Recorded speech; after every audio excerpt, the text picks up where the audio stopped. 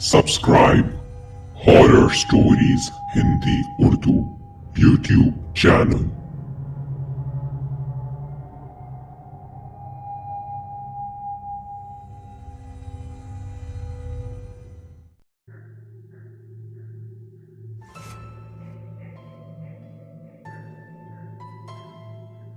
आकांक्षा पेशे से fashion designer थी। जब उसे मुंबई जाने का मौका मिला एक बुटीक के लिए काम करने, तो दिल्ली छोड़ के मुंबई शिफ्ट होने का डिसीजन लेने में उसे ज़्यादा वक्त नहीं लगा। अंधेरी में 2 बेडरूम का फ्लैट भी उसे बहुत ही आराम से मिल गया। फ्लैट उसने सेमी फर्निश्ड ही लिया था, क्योंकि उसका अपना भी काफ़ी सामान था, जो पैकर्स ने उसके पहुंचने के 4 घंटे बाद ही पहुंचा दिया था। पूरा दिन तो सामान को अनपैक करने में ही चला गया, लेकिन उसके बावजूद भी काम कंप्लीट नहीं हुआ। बाकी का सामान उसने अनपैक कर लिया और फिर दूसरे कमरे में सोने चली गई। दिन भर थके होने की वजह से अभी आकांक्षा की आंख लगी ही थी कि उसने एक आवाज़ सुनी, जो उस कमरे से आ रही थी जहां अनपैक्ड सामान रखा था।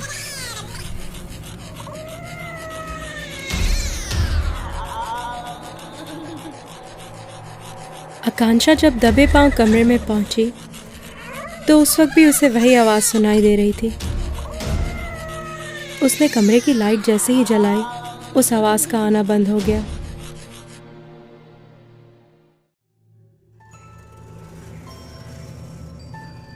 आकांक्षा को लगा कि जो कुछ भी हुआ वो उसका वहम था, इसलिए उसने कमरे की लाइट दोबारा बंद कर दी। पर जैसे ही उसने लाइट ऑफ की, वो आवाज़ दोबारा से उसके कानों में गूंजने लगी। उस वक्त आकांक्षा को यकीन हो गया कि ये उसका वहम नहीं हो सकता।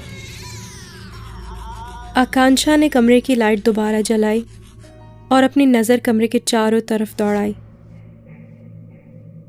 फिर अचानक न जाने उसको क्या सूझी कि उसने सामान के सारे बबल रैप्स निकाल के कमरे के बाहर रखे डस्टबिन में फेंक दिए।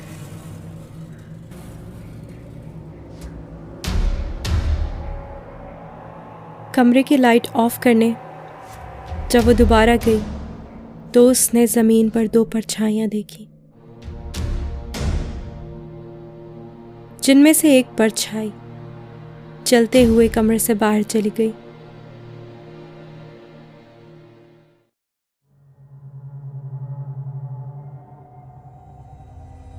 आकांक्षा का गला डर से सूख गया था।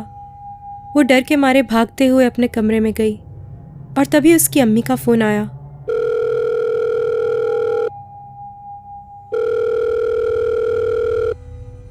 नेटवर्क में शायद कोई प्रॉब्लम होगी, इसलिए 3-4 बार कॉल ड्रॉप हुई और उसके बाद जाके माँ से बात हो पाई।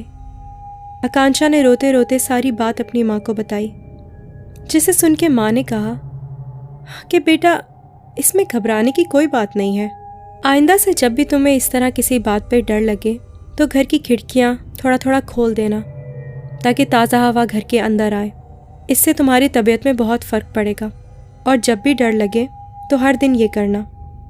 काफ़ी देर अपनी माँ से बात करने के बाद आकांक्षा को भी दिल ही दिल में थोड़ा सुकून मिला और उसकी आंखों में हल्की हल्की नींद बढ़ने लगी थी। तभी उसने फ़ोन रखा और सोने चली गई। अभी रात इतनी ज़्यादा नहीं हुई थी, सिर्फ 11 ही बजे थे। पूरे घर के सन्नाटे को सिर्फ एक ही चीज़ तोड़ रही थी, और वो थी घड़ी की आवाज़।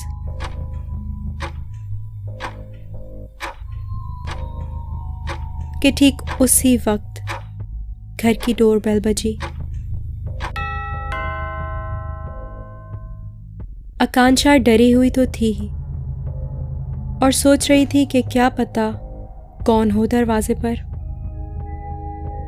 यही सोच के वो दरवाजे तक गई। घर में सिक्योरिटी सिस्टम इंस्टॉल था। उसने जल्दी से जाके सिक्योरिटी मॉनिटर पर देखा तो उसको लगा जैसे बाहर कोई औरत खड़ी है। बाहर काफी अंधेरा था, इसीलिए कुछ साफ दिखाई नहीं दे रहा था। बाहर कौन है ये देखने के लिए आकांक्षा ने दरवाजे के बाहर की लाइट जलाई। पर जब उसने लाइट जलाई तो अब बाहर मॉनिटर पर कोई नहीं दिखाई दे रहा था। आकांक्षा ने जैसे ही बाहर की लाइट स्विच ऑफ की उसे मॉनिटर पर फिर से बाहर खड़ी कोई औरत दिखाई दी और साथ ही कानों में डोरबेल की आवाज।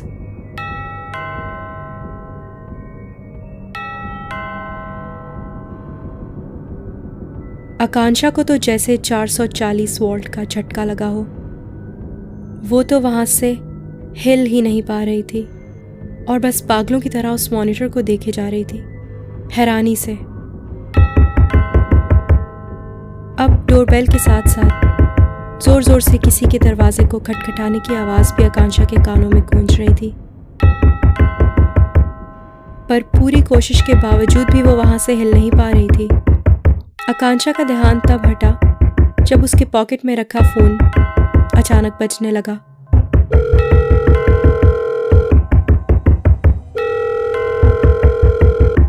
फोन आकांक्षा की माँ का था। आकांक्षा ने जैसे ही फोन उठाया, डोरबेल की आवाज और दरवाजे को खटखटाने की आवाज अचानक बंद हो गई। आकांक्षा ने फोन उठा के जल्दी से अपनी माँ को सारी बात बताई। आकांक्षा बहुत ज्यादा घबराई हुई थी और उसकी आवाज तो जैसे डर के मारे कांप रही हो। आकांक्षा की माँ ने आकांक्षा की हालत को देखते हुए कहा कि बेटा, इस तरह घबराने से कुछ नहीं होगा, तुम्हारी तबीयत और ख़राब हो जाएगी। इस बात से फ़ौरन अपना ध्यान हटाओ। शायद तुम बहुत ज़्यादा थकी हुई हो, इसीलिए तुम्हारे जहन में अजीबोगरीब ख़यालात आ रहे हैं। रात बहुत हो चुकी है, बस फ़ौरन अपने कमरे में जाओ, सोने की कोशिश करो और अब अपने कमरे से बाहर मत निकलना। आकांक्षा फ़ौरन से अपने कमरे में गई और उसने अपनी माँ से कहा कि पर आपने इस टाइम पे फ़ोन क्यों किया? तो माँ ने कहा कि पता नहीं क्यों मेरा दिल घबरा सा रहा था। मुझे ऐसे लगा कि जैसे तुम किसी मुसीबत में हो, इसलिए मैंने तुम्हें फ़ोन कर लिया। सारी रात आकांक्षा की आंखों से नींद गायब थी। बड़ी मुश्किल से आकांक्षा की आंख लगी। अगले दिन सुबह उठकर आकांक्षा ने पहला काम ये किया कि घर के सारे कमरों की खिड़कियां खोल दी और उसके बाद बेफिक्र होकर उसने सारा सामान अनपैक किया और दोपहर तक चीज़ें सेटल करके टीवी देखते हुए सिलाई मशीन पर सिलाई का काम करने लगी। टीवी पर आकांक्षा का फेवरेट शो आ रहा था, जिसे देखने में आकांक्षा इस कदर खो गई थी कि कब टीवी देखते देखते उसकी उंगली सिलाई मशीन में आ गई, उसे पता ही नहीं चला। आकांक्षा के मुंह से चीख निकल गई और वो दौड़ती हुई वॉश बेसिन तक गई। वो अभी वॉश बेसिन में अपनी उंगली धो ही रही थी कि उसे ऐसा महसूस हुआ कि उसके बार बार धोने के बावजूद भी खून उसकी उंगली से साफ नहीं हो रहा है। मानो जैसे पानी तो उसकी उंगली पर पड़ रहा था, मगर उसकी उंगली पे लगा खून पानी से धुल नहीं पा रहा था। आकांक्षा को अपने इस नए घर में अजीबो गरीब चीज़ों का सामना करना पड़ रहा था। 2 बेडरूम के इस फ्लैट में जब से वो आई थी, एक के बाद एक नया हादसा उसके सामने आ रहा था। आकांक्षा ने ज़ोर ज़ोर से अपनी उंगली को रगड़ना शुरू कर दिया कि अचानक उसे फील हुआ कि जैसे उसके पीछे कोई ज़ोर से उसे धक्का देने की कोशिश कर रहा है और उसे वॉश बेसिन के अंदर धकेल रहा है और वो वॉश बेसिन की तरफ झुकती जा रही है। आकांक्षा ने ज़ोर ज़ोर से चिल्लाना शुरू कर दिया और अपनी पूरी ताकत से वो वापस पीछे उठने की कोशिश कर रही थी, पर उस वक्त उसकी सारी कोशिशें नाकाम थीं। बार बार अपने आप को पूरे ज़ोर से पीछे धकेलने के बावजूद भी वो इस कैफियत से निकल नहीं पा रही थी, उस वक्त तक जब तक उसकी पॉकेट में रखा फ़ोन नहीं बजा।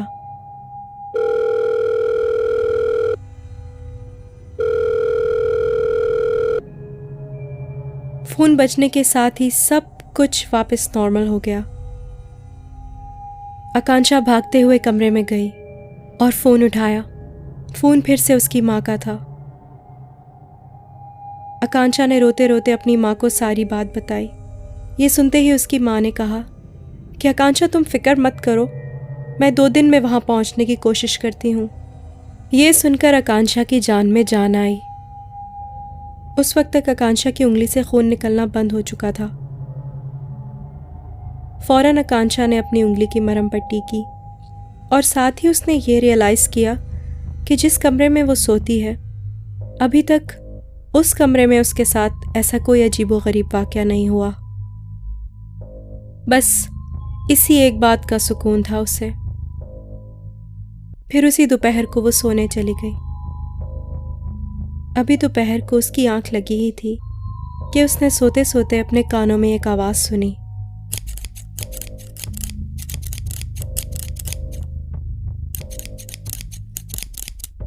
आकांक्षा बहुत नींद में थी। सोते सोते ये आवाज़ सुन के उसे महसूस हुआ कि जैसे वो कोई ख्वाब देख रही है, पर जब नींद से उसकी आंख खुली तो अपने हाथ में कैंची देख के वो पूरी तरह से चौंक गई थी। उसने अपने बेड की साइड टेबल पर रखे हुए लैंप को ऑन किया तो उसके पैरों से जैसे ज़मीन निकल गई। पूरे कमरे में बाल ही बाल बिखरे पड़े थे। आकांक्षा के चेहरे पे खौफ तारी हो गया। उसने जल्दी से अपने सर पे हाथ फेरना शुरू कर दिया तो उसके लंबे खूबसूरत बाल उसे जगह जगह से कटे हुए महसूस हुए। अपना ऐसा हाल देख के वो पागलों की तरह चीखने लगी और जोर जोर से रोने लगी। तभी उसकी माँ का फोन आया।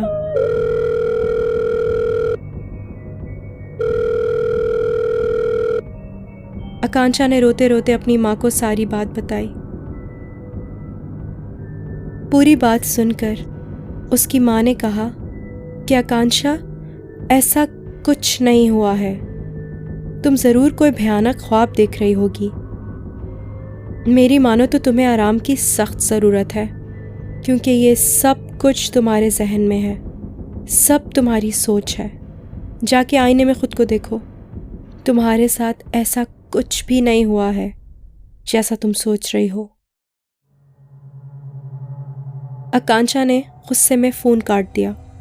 उसको इस बात पे शदीद गुस्सा आ रहा था कि उसकी अपनी माँ ही उसकी बातों पे यकीन नहीं कर रही है। रोते रोते उसकी आंखें लाल हो चुकी थी। न जाने उसे क्या सूझी कि वो उठकर आईने के सामने गई। जब उसने आईने में अपने आप को देखा तो वो बुरी तरह चौंक गई।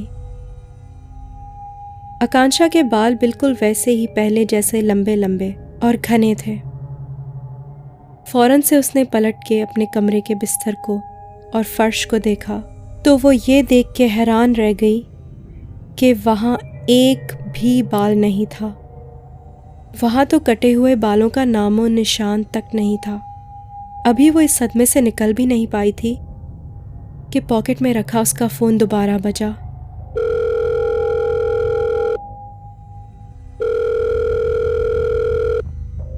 इस बार फ़ोन आकांक्षा के डैड का था, जो उसकी आवाज़ सुनते ही समझ गए थे कि कुछ तो है जो सही नहीं है। उनके पूछने पर आकांक्षा ने उन्हें सारी बातें बताई और ये भी बताया कि अगर मॉम नहीं होती और ठीक वक्त पे उनका फ़ोन नहीं आता तो शायद वो इन्हीं मुसीबतों में अटकी रहती। ये सुनते ही आकांक्षा के डैड ने एकदम चीखते हुए गुस्से से आकांक्षा को कहा, आकांक्षा, कितनी बार मैं तुम्हें समझाऊंगा, तुम क्यों नहीं इस चीज को मान लेती कि तुम्हारी माँ मर चुकी है। हाँ, ये अच्छा है कि तुम्हारी माँ हमेशा तुम्हारे साथ है, तुम्हारे ख्यालों में, मगर इस तरह एक मरे हुए इंसान को हकीकत का नाम देना तुम्हें पागल कर देगा। ये तुम्हारी बीमारी बनता जा रहा है। मैं हर दिन तुम्हें इस तरह पागलों की तरह नहीं समझा सकता कि तुम्हारी माँ मर चुकी है, मान लो ये बात। आकांक्षा ने रोते रोते फ़ोन डिस्कनेक्ट किया और उसके बाद अपनी रिसीव्ड कॉल्स की लिस्ट चेक की तो उसमें माँ का कोई नंबर ही नहीं था। अपनी इन्हीं उलझनों में आकांक्षा मज़ीद उलझती चली जा रही थी। जो कुछ भी उसके साथ हो रहा था ये समझने की कोशिश करने लगी, पर लाख कोशिशों के बावजूद भी उसको कुछ समझ नहीं आ रहा था। उसने रात का खाना भी नहीं खाया और भूखे पेट ही सो गई। पूरे कमरे में दोबारा एक अजीब सी आवाज़ गूंजने लगी, जो आकांक्षा अपने कानों में साफ साफ सुन पा रही थी। ये आवाज़ उसके फ्लैट के सेकंड बेडरूम से आ रही थी। आवाज़ बढ़ती जा रही थी।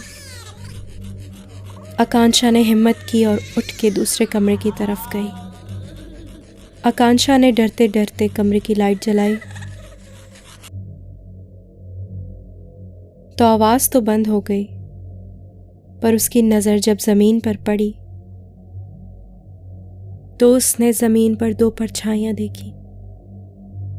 वो डर के मारे भागते हुए अपने कमरे में गई और अभी उसने अपने कमरे का दरवाज़ा बंद किया ही था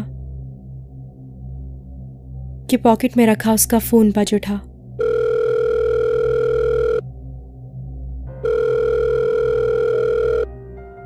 नेटवर्क में शायद कोई प्रॉब्लम होगी,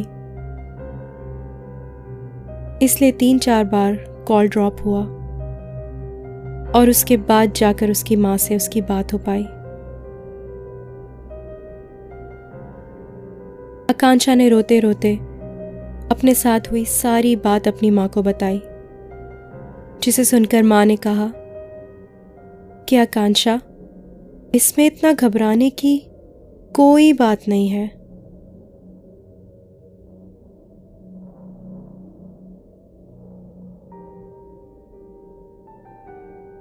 आकांक्षा की ये हालत या तो उसकी बीमारी थी या फिर उसका दिमाग उसके साथ खेल खेल रहा था, क्योंकि उसकी माँ की बात उसके अलावा और कोई नहीं सुन पाता।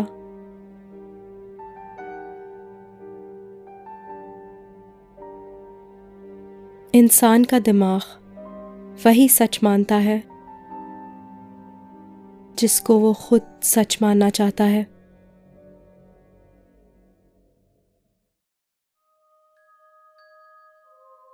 मेरी आवाज़ में और कहानियाँ सुनने के लिए सब्सक्राइब कीजिए मेरा YouTube channel horror stories Hindi Urdu and share this video to support me, ताकि मैं आपके लिए और कहानियाँ बना सकूँ।